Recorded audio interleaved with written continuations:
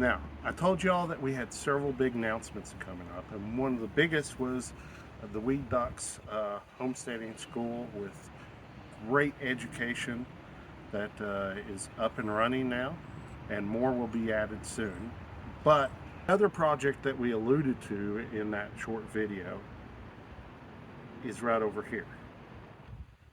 We first laid down the gravel and made a level pad for it. Let me introduce to you our new greenhouse.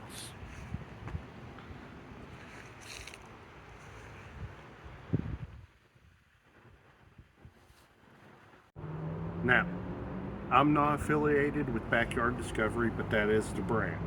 Some of you might be wondering why we're building a second greenhouse, as I built a fairly large greenhouse over here.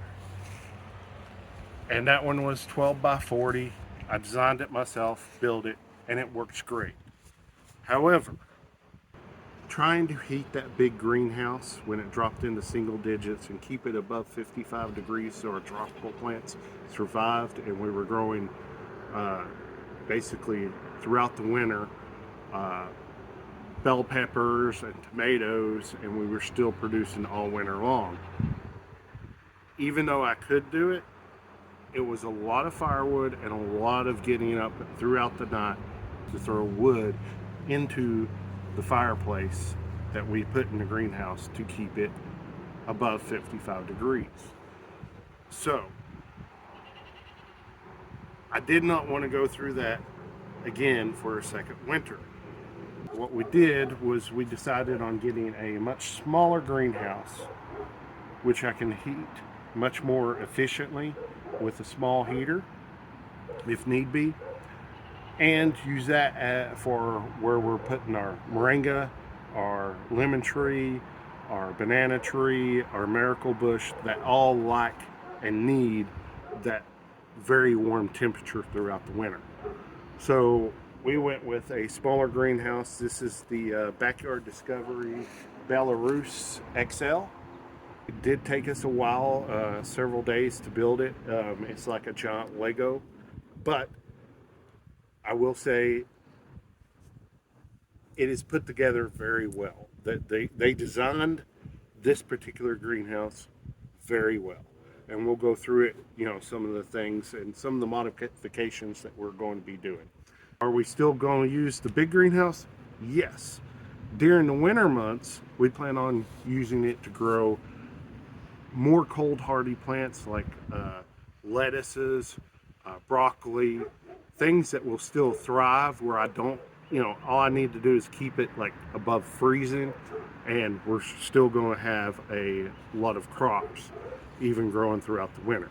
Whereas this one will be designed focusing more on keeping our tropical plants at that certain temperature that they like. Unfortunately, I'll probably use an electric heater in there, but because it's a much smaller footprint, we'll be able to basically use a heater to heat this one. Now, if you'll follow me, I'll take you a sort of a tour. We're still working on some of the things and making some modifications, but I think you will appreciate a lot of the aspects that this greenhouse comes already pre-built. So the first thing that stands out about this greenhouse is you sort of got a pergola already built into it. Now, you can actually build this and not even put the pergola, but for my wife, she likes to hang pots outside, and this is going to be great for her. We've got two vents on, one on each side, that you can open and close. One of the things that we've got in here, and we're still putting parts of it together, our shelving. One thing that I didn't like about it was that the shelving that's provided does not fold down. So we just put up this one. It's one of the shelves that actually come with it. However, we've modified it. Instead of just a shelf that stays put and you can't do anything with, we're adding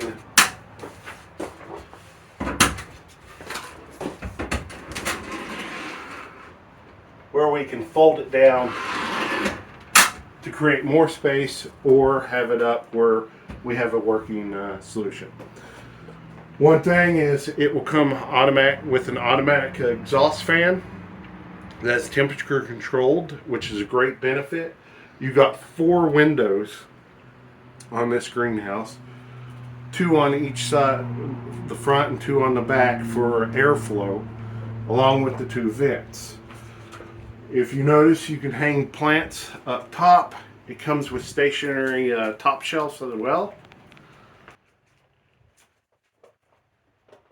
As you can see, we've moved our tropical plants inside, which have made it through single-digit temperature and a couple days that dropped below 0 this year. So all of them are still alive. We're still getting lemons and growing more lemons ourselves. So another very nice aspect of this greenhouse is the polycarbonate.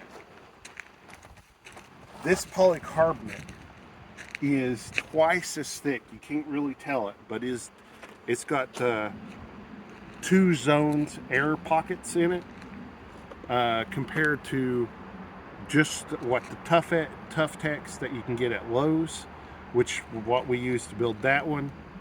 It will it's basically twice as thick as what you can get at Lowe's, so it will hold heat in a lot more efficiently. Everything is pretty much sealed in. There are a few places that I will caulk, but other than that, the build of this one, I could not build the same structure as efficiently myself from hand as I could by purchasing this one. And there's nothing wrong with my big greenhouse. It still works. We're still using it. Even now, it's getting over 100 degrees. I'm having to turn on my fans in the greenhouse. So both of these greenhouses work very efficiently, but they're going to have 2 separate jobs. Our big one is going to be growing our winter crops, like the lettuces, broccoli, cabbage, things that can be grown in cooler weather where I don't have to heat the whole building, and we can still have lots of food throughout the winter. Whereas this one is just going to contain our tropical plants and focus on those, and seed starting in basically late winter, very early spring, so that we can get a jump start. Now, a couple other advantages that that I'm going to mention about this particular greenhouse is it is cedar. So cedar is a natural repellent to a lot of bugs and insects and rot resistant. So it is good. It's pretty good quality. When we were building it, I think there was only one board that had a small crack, and even that crack we were able to use the board. So that was very good. This greenhouse is actually designed to withhold 30 inches of snow load on top and withstand 100 miles an hour wind. It comes actually with rebar brackets that you shoot down in the ground to help keep it in place. 2 people can put it together. It will take a couple of days. Like I said before, is like a giant Lego.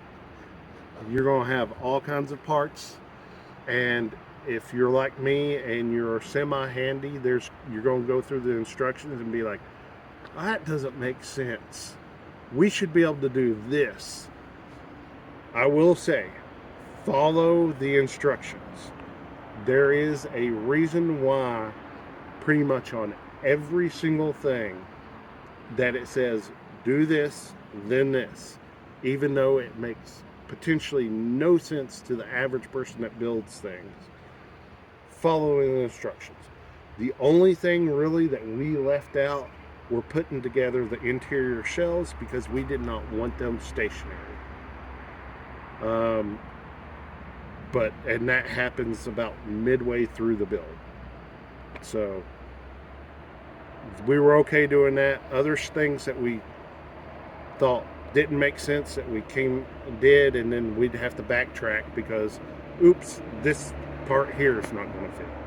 So the instructions, just follow them if you build one of these. It'll save you a lot of time. This build actually comes where they have a water hookup where you can hook a hose to the outside of the building. That hookup comes from into the inside here. It's an easy water hookup system. It also has a place for the for your electric hookup. Although we're going to be putting that in here shortly. And so everything is self-contained in this system. SHTF Survival Homestead Teaching Farm thanks you for watching this video. Please continue to help us help you by liking, sharing, and subscribing.